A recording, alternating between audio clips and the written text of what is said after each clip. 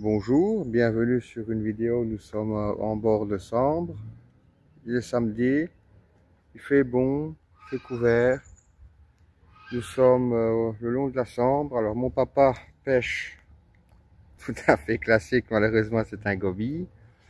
Alors nous avons avec nous du froment, des asticots et du chènevis.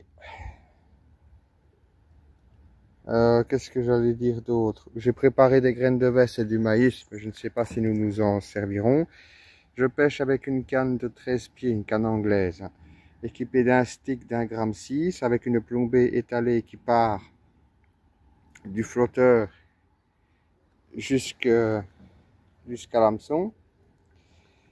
Elle est pourvue d'un émerion, puisque je vais parfois mettre plusieurs asticots à l'hameçon. J'ai un bas de ligne de 20 cm, pas de 30, pas plus grand, parce que sinon je me fais tuter les asticots, je ne vois pas la touche.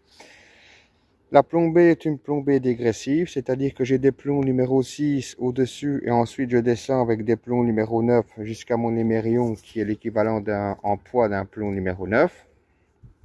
C'est une canne Drenan Acolyte Ultra en 13 pieds, c'est toujours la même. Et j'ai un moulinet capoté dessus. Je prends la dérive et je vais pêcher en rasant le fond. Nous faisons parfois des gobies, des gardons, voire des petites brémettes. Et ma foi, nous allons voir si ça mord ou pas. Hein. Pardon? Des plaquettes. Des plaquettes, voilà. Regarde, mon père a déjà une touche. Je sais pas, peut-être filmer un goby en direct. Alors, on a préparé un peu d'amorce qu'on congèlera si jamais elle ne sert pas aujourd'hui. Mais pour l'instant, nous ne pêchons seulement qu'en agrénant. Du froment et du chènevis. Et de temps en temps, à l'hameçon, c'est des asticots, du froment ou du chènevis. Tout à l'heure, j'essaierai des graines de vesse et mon papa essaiera du maïs, puisqu'on sait qu'ici, parfois, il y a des jolies brèmes, comme celle d'hier. Aujourd'hui, on a mis la bourriche, que ça ne sera pas une grande pêche, hein, je pense.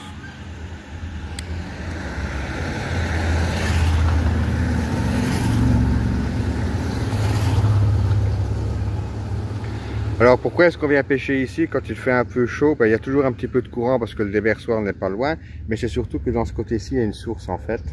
Et ça, pour ceux qui savent, on vient toujours pêcher près des sources où, quand ils étaient encore en fonctionnement, nous pêchions près des bouches d'égout, ça marchait très bien. Le cadre est très beau, je trouve. L'avantage ici, c'est qu'il n'y a quasiment jamais de péniche qui passe. De temps en temps, un plaisancier et c'est tout. Voilà, mon père a une touche. Je vois que son flotteur est malmené. Et si tu... Ouais. Mais je pense que tu as du mal à voir la touche parce que tu n'as pas assez de mou en fait. Prends ta canne pour voir. Je suis sûr qu'il y en avait un qui chipotait. Si, j'ai vu le flotteur faire ça. Oui, mais je ne t'ai pas demandé. Ah ben voilà, tu as été tuté. C'est pas... Je ne te demandais pas de relever la ligne. Je te demandais de la prendre pour essayer de dériver. Vous voyez, ici mon père a été nettoyé. Donc il avait un poisson au bout. Ta ligne est retombée à l'eau. Hein. Ah bah on va commencer à pêcher doucement et puis si on a un petit rythme, on vous montrera 2-3 touches. À plus tard. Après, lors de ma deuxième coulée, j'ai attrapé ce joli gardon. Donc ma ligne se met en place progressivement dans la couche d'eau et comme on l'a vu, il y a des poissons qui mouchent. En agrénant très peu sur mon flotteur, je prends mes poissons à la descente. C'est un joli, hein. Et ils font des touches assez rapides. Mon père a également une touche et lui c'est un goby. Allez, à plus tard. Alors ici on a quelques touches, il y a un plaisancier qui va passer, c'est une des rares nuisances ici. Voilà. Je vais... Poursuivre. Oui, je vois. Je vais mettre un asticot à l'hameçon, je vais vous montrer comment ce qu'on lance avec une ligne montée au flotteur stick. Alors mon père va d'abord filmer mon geste, hein, et avec ce geste, votre ligne va s'étaler correctement sur l'eau. Donc vous saisissez votre bas de ligne, moi je le saisis au-dessus des mérions. Je bande, non, voilà. Je bande légèrement mon sillon en tirant sur le fil. J'appuie sur le bouton, c'est comme si j'ouvrais le pick-up. Et au moment où la ligne touche l'eau, je viens mettre mon doigt pour bloquer le fil et ma ligne s'est étalée droit devant moi. Ensuite, je ramène là où j'agraine depuis tout à l'heure. Je vais lancer un peu de chaîne vie en amont, puisque comme l'écluse est ouverte pour les plaisanciers, on a un courant qui est un peu plus fort.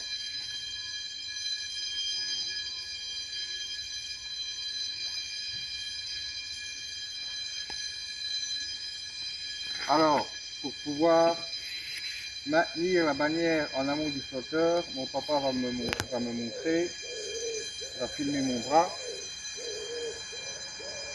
Je soulève la canne et je replace le fil en amont du flotteur comme ceci. Je ne sais pas s'il a bien filmé mon geste, donc je vais me le remontrer. Je vais bien me remontrer.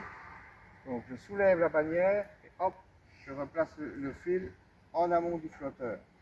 Je veille toujours à ce que la ligne soit en amont du flotteur et je fais dériver ma ligne un peu plus doucement que le courant. Ce n'est pas vraiment difficile puisque le courant ici on n'a presque pas.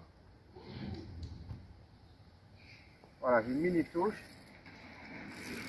et je crois que c'est un gobi malheureusement. Tout à l'heure on faisait des gardons et des brémettes, ici c'est un gobi. Pas de chance. Je vais recommencer encore une fois avant que le plaisancier vienne nous embêter là.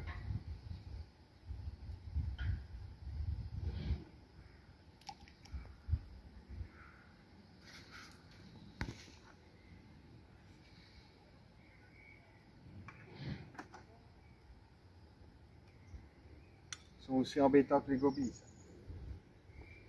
Hop là, la ligne est bien étalée devant moi.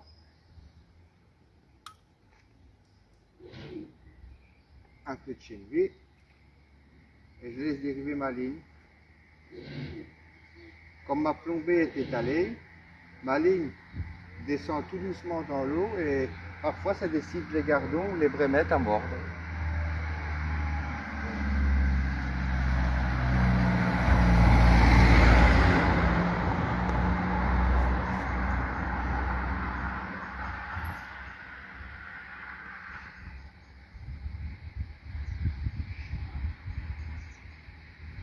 Tout à l'heure, on a eu un bandois qui est venu sur nos flotteurs. Maintenant, c'est une autre sorte de nuisance, c'est un plaisancier.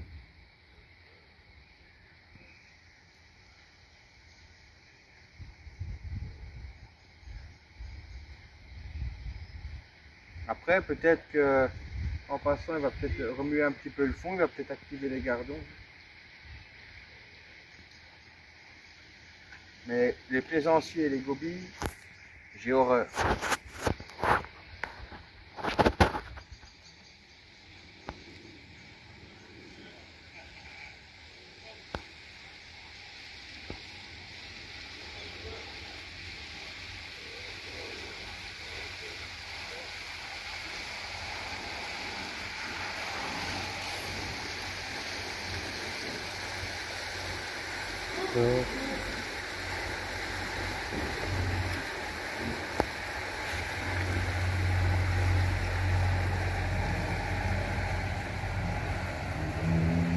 De français. Ouais, c'est des Français.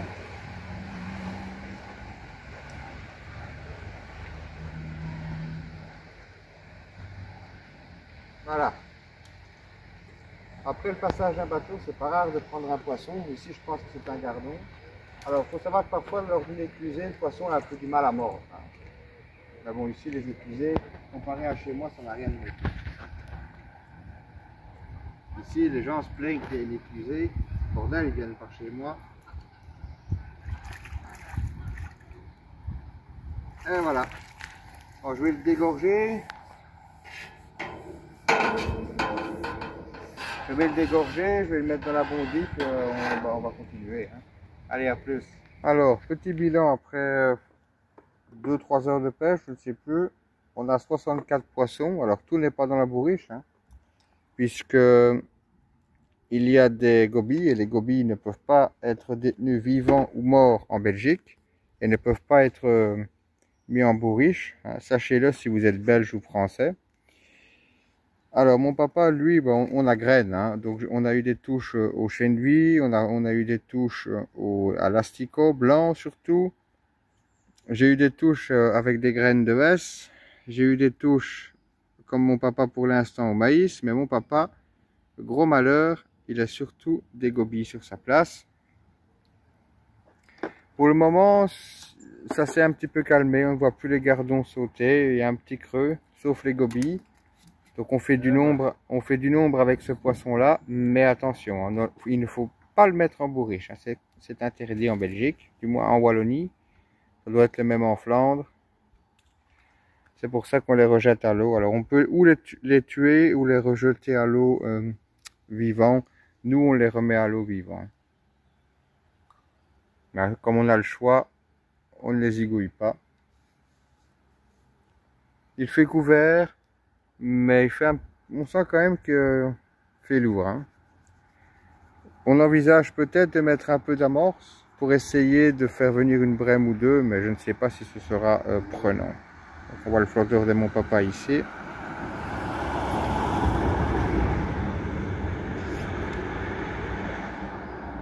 Voilà, les gobies sont déjà en train d'attaquer son flotteur. Voilà, il a une touche. Hop là, vous voyez. Ça, c'est des gobies directs. Hein. Ces poissons sont tellement voraces, ils sont tellement goinfres que l'appât a à peine touché le fond et qu'il est déjà attaqué. Et parfois, c'est assez embêtant pour prendre les poissons blancs. Et le seul moyen de les attraper, en fait, ou de les éviter plutôt, c'est de pêcher décollé en agrénant. Parce que le gobie étant dépourvu de vessie natatoire, il ne peut pas évoluer dans les couches d'eau. Il est obligé de rester collé au fond, en fait. Il y a un léger courant et ça, c'est bien. Voyez, on voit sur le plan d'eau, il n'y a pas d'activité, ça ne saute plus. Hein. Voilà.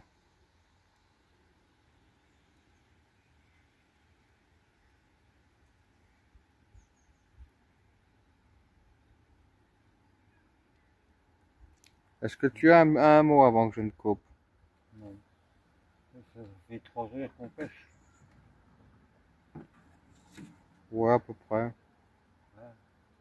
Alors, nous n'avons pas encore mis un seul gramme d'amorce dans l'eau. Hein. On n'a fait que agréner. Il fait lourd. Faut parler plus fort, sinon on ne t'entendra Il fait pas. lourd.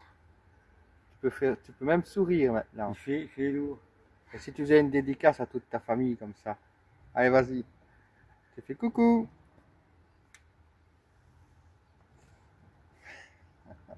Est-ce que tu as... Ah oui, il y a une chose, ça mon père il rigole assez bien. On pêche avec des graines de vesse. Seulement nous, ça nous fait rire parce qu'en wallon, vesse, ça veut dire autre chose en fait. Vas-y. Qu'est-ce que ça veut dire vesse en wallon? Non, non, allez, vas-y. Regarde bien l'écran. Vas-y. Ça ne veut rien dire. Regardez-le. Ça veut dire quoi vesse en wallon? Je sais pas.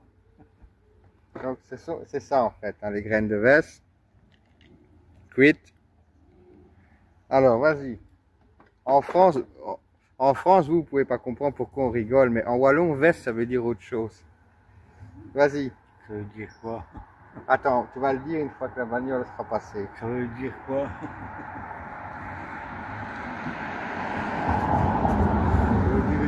Attends.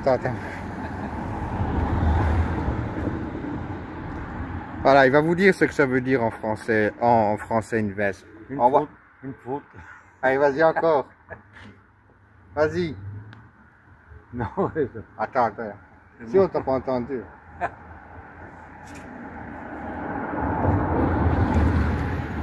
Vas-y. une proute. Voilà, ça veut dire une proute. Mais non, c'est pas une proute, voyons. Un paix. C'est un paix. Voilà. C'est pour ça qu'on rigole, parce qu'en fait, vous en France, vous dites graines de veste, mais nous en wallon, veste, ça veut dire un paix. Donc c'est comme si on disait des graines de proute. C'est ça que ça me fait rigoler depuis tantôt. En tout cas, quand on les lance dans l'eau, ça fait des bulles.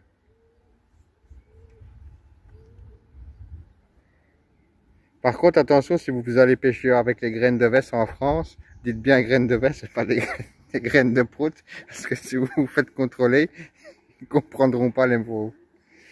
Bon, on va recommencer à pêcher du coup. Hein. Voilà, après l'amorçage, les affaires reprennent doucement. Gobies et de temps en temps, gardons plaquettes. Elle est jolie, hein. Mais elle est fort abîmée. Elle a même coupé ici dans le fond. Certainement un carnage. Ici il fait bien plus lourd, il ne fait plus couvert. On sent vraiment qu'il fait chaud et lourd. Les touches se ralentissent, les poissons sont toujours là. Donc moi je suis ici et je les prends là. Il y a un peu de courant. Et vous voyez, quand il fait chaud, on se rafraîchit comme on peut, hein. Les deux copines là, elles sont bien, hein.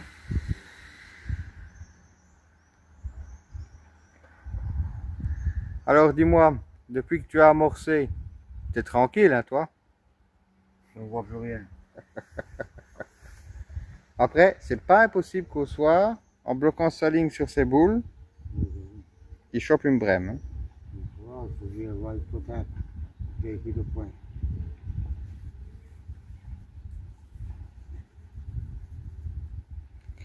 Allez, on vous laisse. À tout à l'heure. Ici, mon papa a changé de technique.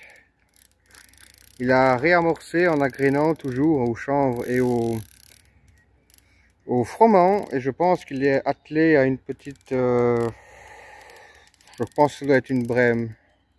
Parce qu'il a senti que c'était lourd, mais ça n'a pas fait un départ fulgurant. Ouais, c'est une brème. Là, voilà. Je vais couper parce que je vais aller lui chercher le manche d'épuisette. Et puis, on vous la montrera. À plus. Et ici à l'Andely, il y a de jolies brèmes, hein.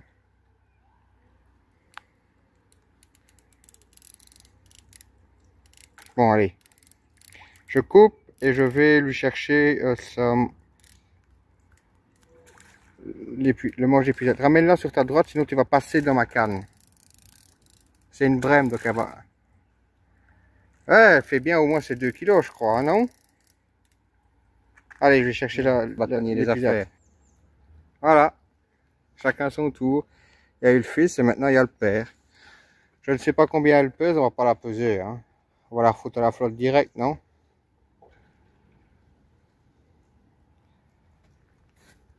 Une brème commune. Ça fait plaisir, hein, des poissons comme ça. Sur une ligne de 2 grammes, avec un asticot blanc. Allez. Eh ben, nous sommes en fin de partie de pêche, il est 10 heures du soir. On va s'arrêter, puisque d'une part, vu le gros coup de chaud qu'il y a, ça mord de temps en temps, mais nous avons des trous. Alors, on peut toujours compenser ça avec la pêche de gobies, mais comme on est venu pour s'amuser, les gobies, on s'en fout un peu. Je suis bien cramé, mais on a quand même réussi à faire 150 poissons, gobies inclus, donc il y aura beaucoup moins de poissons que ça dans la bourriche, puisque, comme je vous l'ai dit précédemment, on ne peut pas mettre en bourriche les gobies. Apparemment, c'est un score qui est acceptable, puisqu'il y a des gens du coin qui sont venus nous dire bonjour, dont un abonné. Je te fais une dédicace d'ailleurs. Bravo pour ton anguille. Mais apparemment, ça mordait pas tellement. Alors, il faut savoir qu'ici, nous, on pêche près d'une source. Il fait chaud. Alors, quand on est arrivé au matin, il faisait frais, il faisait couvert. Le poisson blanc était en activité, on n'a même pas eu besoin d'utiliser de l'amorce, il est venu tout de suite, il a mordu. Et puis dès 13-14 heures, il y a eu un gros coup de chaud et terminé.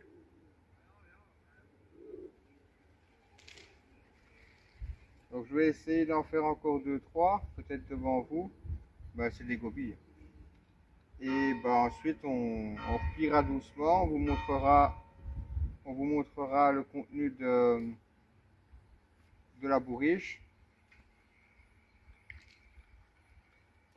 Alors, il faut savoir qu'ici à l'agrénage, souvent on fait de beaux poissons, parfois même entre 2 eaux. J'ai essayé, ça a fonctionné un petit temps, après ça s'est complètement éteint. Je pêche avec un flotteur stick, j'ai joué avec le courant toute la journée. C'est ce qui a permis d'attraper la majorité des poissons blancs. Mon papa, lui, quand il a amorcé, il n'a plus vu de gobies, mais il prenait que ça. Donc, et puis ça a repris. Il a essayé avec un temps en bloquant sur le fond avec un baby corn.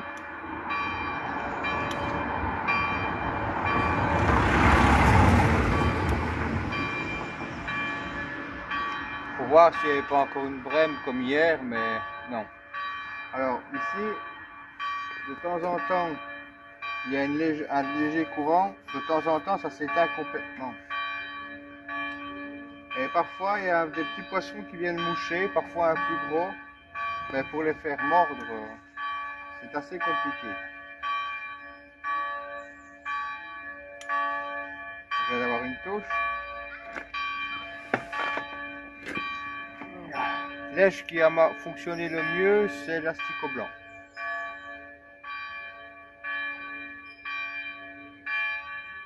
Et il y avait que ça dans la caisse. Non, il y avait du chanvre, du froment. Oui, avec des asticots blancs. Ah, dans les asticots, oui. Voilà, ici on voit des tout petits poissons comme ça qui viennent à côté de mon flotteur.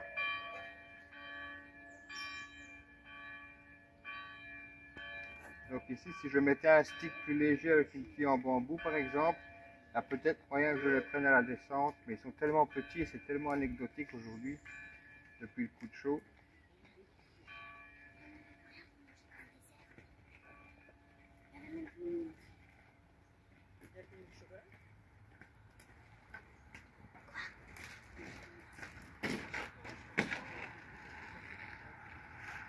Et ici, des fois, j'ai mon flotteur qui part, mais au ferrage, je ne sens rien.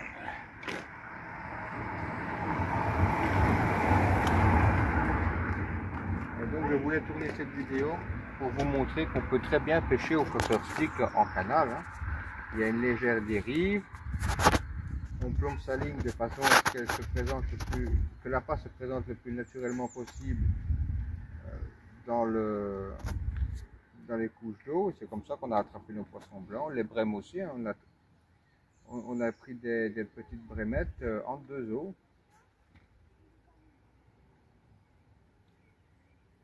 Enfin, j'en ai pris à la descente, pour être exact. Voilà, encore un. Vous voyez, malheureusement, ce n'est plus que ça pour l'instant. J'en fais un dernier, on se dira au revoir. On va replier hors caméra et on vous montrera la bourriche de poisson blanc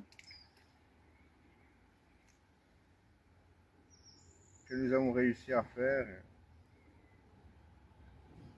Alors, la semaine prochaine, donc, il va faire entre 35 et 38 degrés.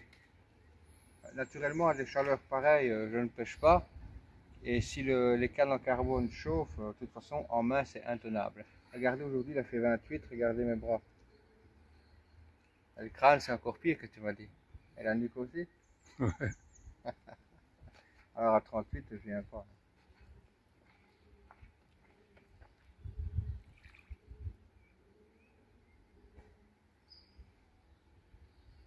Le coin que je ici est très réputé si jamais pour la pêche au carnassier.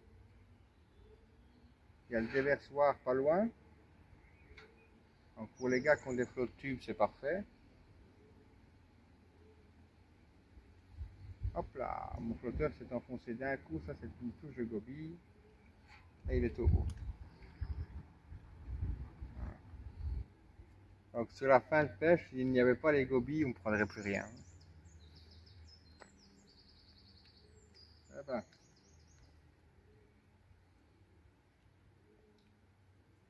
Je vais essayer une passe avec une graine de chêne vive, mais ça m'étonnerait. Et au matin, il y avait des poissons qui sautaient. Mais on voit plus rien. Hein. Si, il est tout petit comme ça. Peut-être qu'avec un hameçon de 22 en surface, voire 24, on pourrait les choper. Pour ceux qui demandaient comment on pique une graine de chêne vie, tu filmes bien? J'insère l'hameçon dans la fente. Ensuite, je vais la faire pivoter pour faire ressortir la pointe de l'hameçon. Voilà, au niveau du germe.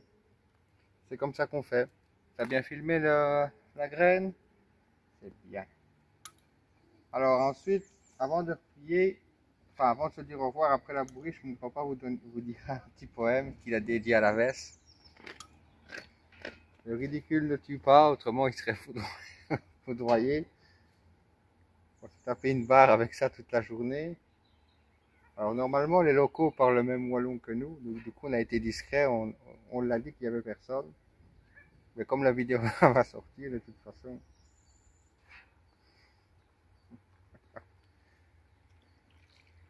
C'est un coin ici qui est réputé pour la pêche à la graine. Donc si vous aimez pêcher au froment, à la, à la graine de verre ou au chêne de vie, cet endroit il est fait pour vous. Ça m'a fait plaisir personnellement de repêcher avec un flotteur stick en canal. De toute façon ici vous avez le halage derrière vous, donc vous êtes emmerdé. Alors autant y aller avec une canne à moulinet, comme ça les cyclistes, vous ne vous battez pas avec, l'automobiliste n'écrase pas votre canne, et en fin de partie de pêche, vous repartez content. Tout le monde y gagne.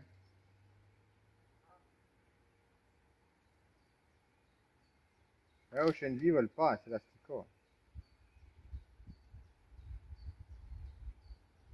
Ce qui a marché le mieux pour moi, c'est un stick d'1,5 gramme, 1 gramme et demi, un bas de ligne de 8 centièmes avec un hameçon de 20. Mon papa pêchait un peu plus lourd avec un hameçon de 18, 10 centièmes. Alors j'ai mis un bas de ligne d'une longueur de 20 cm, parce que si je mets plus long, je vais avec beaucoup de loupés. Je voyais la touche en retard. Je ramenais une chaussette à l'hameçon, donc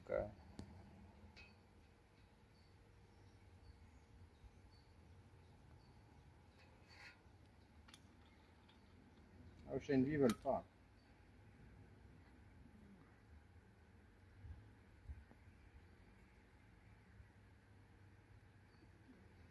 Et vu que j'ai des sacrés coups de soleil qui va faire 38 degrés, je vais bien avoir chaud au mois de la semaine.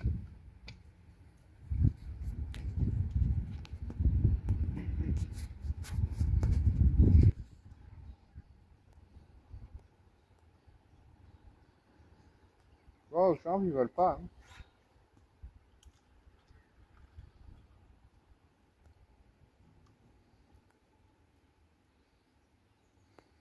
On va essayer quoi un coup. Si vous êtes un pêcheur des endroits de l'Andely, la baie d'Aune, etc., parfois vous pouvez éventuellement me croiser. Si vous êtes intrigué par la pêche au flotteur stick, ben venez me demander. Hein. Une fois, j'essaierai de venir pêcher au Wagler ici en agrénant. On verra bien.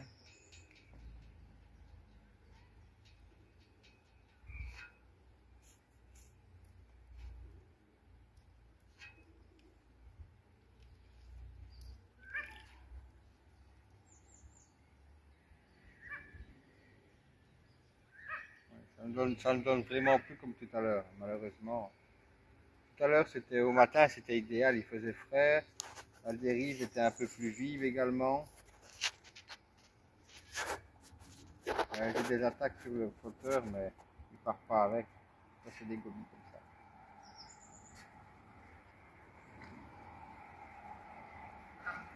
Ouais. Le flotteur s'est enfoncé, mais voilà. Ah ben, c'est sur cette touche loupée qu'on va se dire au revoir. Je vais replier avec mon papa et ensuite on vous montrera la bourriche. Il vous expliquera son poème qu'il a dédié à la veste et ensuite bah, on partira. A plus. Alors, mon papa va vous montrer ce qu'il a fait. Moi aussi, on n'a pas tout mis dedans parce qu'il y avait beaucoup des petits. On a juste pris des plus gros. Voilà. Il y a des brèmes qui sont bien abîmées d'ailleurs.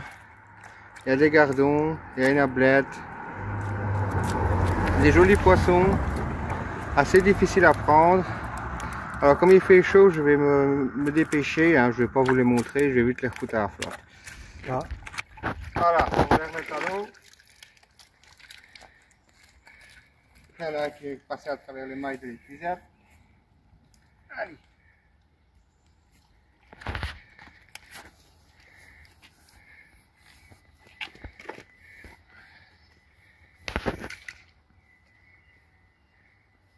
faut attendre qu'ils repartent d'eux-mêmes. Hein. Voilà.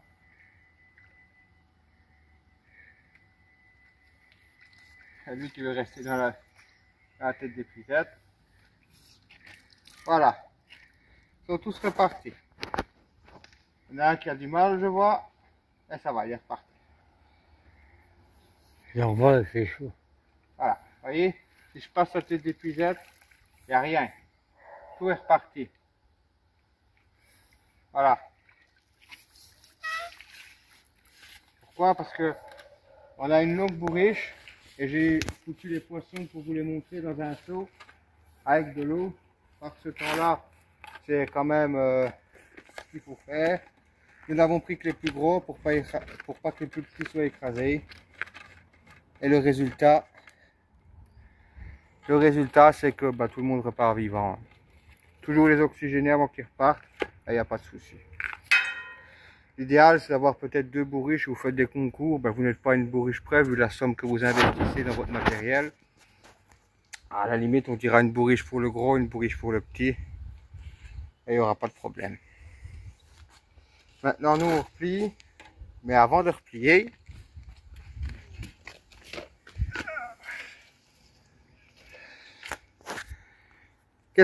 c'était quoi donc on a pêché avec des graines de quoi? De vesse. Les graines de vesse, voilà. Et en français, qu'est-ce que ça veut dire, vesse? Allez, vas-y.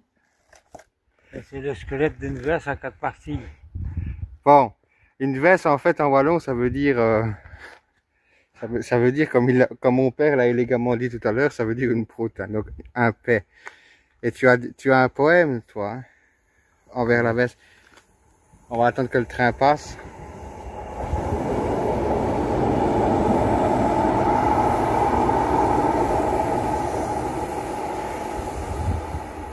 Vas-y. En regardant l'écran, bien sûr. C'est pas grave. Le squelette d'une vesse en 4 parties. Oui. Et ensuite? Annonçant avec fracas l'arrivée du général Caca. Tu sais que t'es filmé. Hein. Ouais, ça pue. C'est terminé maintenant, ton sérieux. C'est quoi avec? Allez, à plus.